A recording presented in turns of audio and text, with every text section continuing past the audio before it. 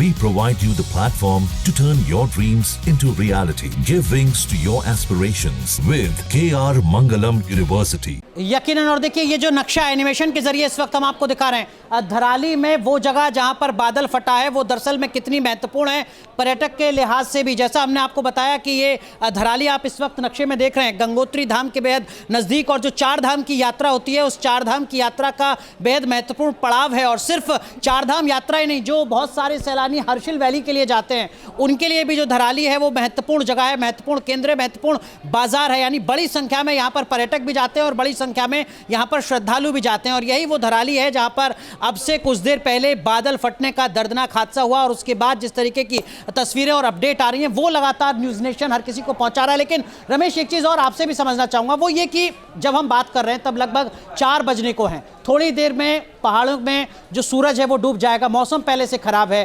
क्या बीतते वक्त के साथ रेस्क्यू में और ज़्यादा मुश्किल आने वाली है? बिल्कुल अनुराग, बिल्कुल सही कहा आपने। आप देखिए 5, साढ़े 5, 6 बजे सायंकाल होने लगती है और उसके बाद सबसे बड़ा चैलेंज ही रेस्क्यू टीम के लिए ये होगा, क्योंकि इतनी तेज़ बरसात हो रही है, समय से पहले वहाँ पर अंधेरा हो जाएगा।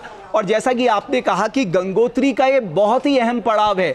आप देखिए हर्षिल से केवल 7 किलोमीटर दूर है, और मैं देख रहा था समुद्र तल से 9005 फीट है, यानी 2745 मीटर ऊपर है। और सबसे बड़ी बात यह है, हर्षिल को स्विट्जरलैंड का कहा जाता है, उत्तराखंड का स्विट्जरलैंड, तो हर्षिल से महज 7 किलोमीटर दूर है। लेकिन जब हम उत्तरकाशी से इस इलाके की तरफ जाते हैं तो 2 से ढाई घंटा हमें वहां पर लगता है पहुंचने में। तो अभी रेस्क्यू टीम तो वहां पहुंच गई, लेकिन जैसा कि आपने कहा, क्योंकि समय बीतता जा रहा है और बीतते समय के साथ चुनौतियां भी बढ़ती जा रही हैं।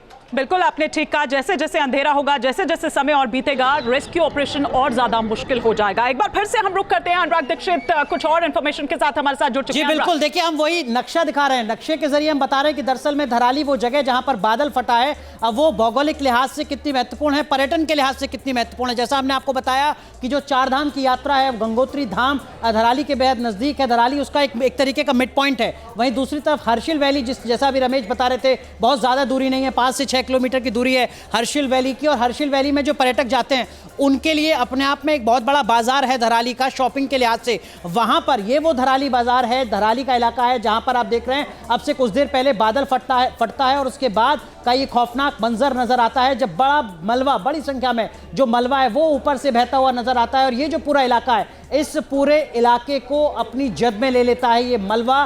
रेस्क्यू ऑपरेशन इस वक्त चल रहा है, लेकिन बीतते वक्त के साथ रेस्क्यू ऑपरेशन के लिए भी तमाम जो एजेंसीज हैं उनके सामने चुनौती बढ़ती जा रही है। हिमानी, बिल्कुल आपने ठीक कहा। तो अनुराग दीक्षित हमें बता रहे थे मैप के जरिए भी कि किस तरह से पूरा ये इलाका जो है ये प्रभावित हुआ है और कितना अभी जाने नुकसान हुआ है। अभी ये सामने ऑफिशियल जो भी इंफॉर्मेशन है आनी बाकी है, लेकिन कुछ देर पहले जब हमारे साथ पुष्कर सिंह धामी मुख्यमंत्री जुड़े उत्तराखंड के, तो क्या कुछ उन्होंने बताया, क्या जानकारी दी, सुनिए।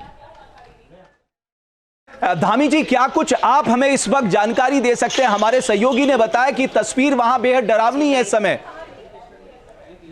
देखिए बादल फटने से मलबा काफी आया है और कुछ घर भी उसकी चपेट में आए हैं, कुछ उसके किनारे होटल और गेस्ट हाउस भी बने हुए हैं, तो धर्मशालाएं भी हैं, वो सभी उसकी अब चपेट में आई हैं। और अभी तो सबसे पहले हमारी सर्वोच्च प्राथमिकता है सभी लोगों को बचाया जाए और राहत पहुंचाई जाए, सहायता की जाए।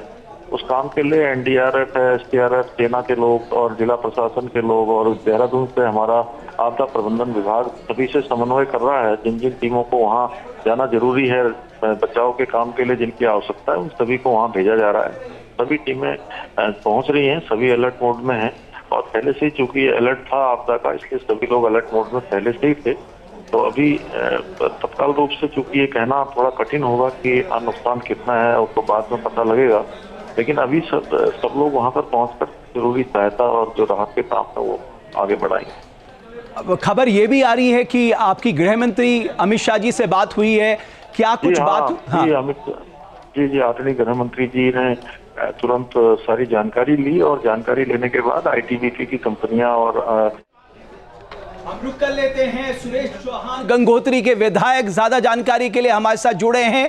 वो बेहतर स्थिति बता सकते हैं इस समय ग्राउंड जीरो पे क्या चल रहा है। चौहान साहब धन्यवाद न्यूज नेशन पे आने के लिए। मैं सिर्फ इतना जानना चाहता हूं इस वक्त की क्या तस्वीर आप हमें बता सकते हैं, क्या कुछ आपकी बातचीत हुई है, आप कहां पर हैं और क्या कुछ जानकारी आपके पास है जो आप हमारे दर्शकों से साझा कर सकते हैं।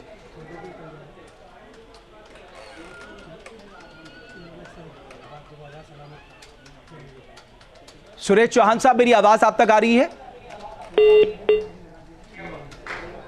दोबारा हम उनसे संपर्क करने की कोशिश करेंगे। नेटवर्क भी एक बहुत बड़ी दिक्कत है जब हम पहाड़ों की बात करते हैं और यही बार बार सामने आ रहा है। आप सोचिए कि अच्छी हमारे लिए राहत की खबर यह है कि अगर इस वक्त चार धाम की यात्रा उसी तेजी से चल रही होती जब मई जून के आसपास चलती है तो तब कितनी बड़ी स्थिति खड़ी हो जाती है यहां पर, क्योंकि इस वक्त अपनी पूरी यात्रा अपने बाप पे नहीं है। तो यही कारण है कि माना यह जा रहा है कि बहुत कम तीर्थयात्री, क्योंकि यहाँ से गंगोत्री धाम फिर 25 किलोमीटर दूर है, यानी ये एक महत्वपूर्ण पड़ाव है। लोग यहाँ पर आके रुकते हैं और इसके बाद आगे की तरफ बढ़ते हैं। जहाँ भक्ति है हर शब्द में, कथाओं में छुपे हैं दिव्य रहस्य और ज्योतिष देता है जीवन को दिशा। धर्म से जुड़ी हर बातों को जानने के लिए हमारे चैनल स्तुति को सब्सक्राइब करें। चैनल पर जाने के लिए इस लिंक पर क्लिक करें।